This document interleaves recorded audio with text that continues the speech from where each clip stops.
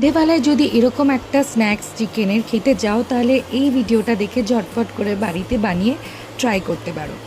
তো এই চিকেনের এই রেসিপিটা বানানোর জন্য প্রথমে আমি সলিড পিসগুলোকে টুকরো করে নিয়েছিলাম, তার উপর লেবুর রস দিয়ে দিয়েছিলাম যাতে কোনো রকম আষ্টা গন্ধ না আসে।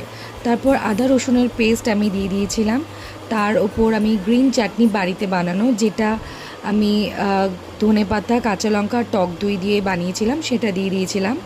তার উপর সামান্য লবণ, হলুদ গুঁড়ো, জিরের গুঁড়ো, কাশ্মীরি লঙ্কার গুঁড়ো যাতে রঙটাও খুব ভালো আসে, আর ধনের গুঁড়ো, আর তন্দুরি মশলা বাড়িতে ছিল সেটাও আমি দিয়ে দিয়েছিলাম, আর সামান্য সর্ষের তেল দিয়েছিলাম।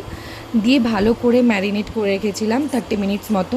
যত বেশিক্ষণ এটা ম্যারিনেশনে রাখা যায় তত এটা খেতে জুসি হয়। তারপর আমি এয়ার ফ্রায়ারে এটা করেছিলাম। আমি বাটার ইউজ করেছিলাম, আপনারা চাইলে সামান্য অয়েল ইউজ করতে পারেন।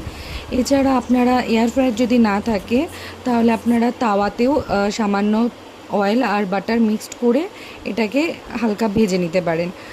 তো আমি এয়ার ফ্রায়ারে এটা 10 মিনিট করে 200 ডিগ্রি সেলসিয়াসে এটা বানিয়ে নিয়েছিলাম। খেতে খুবই ভালো হয়েছিল।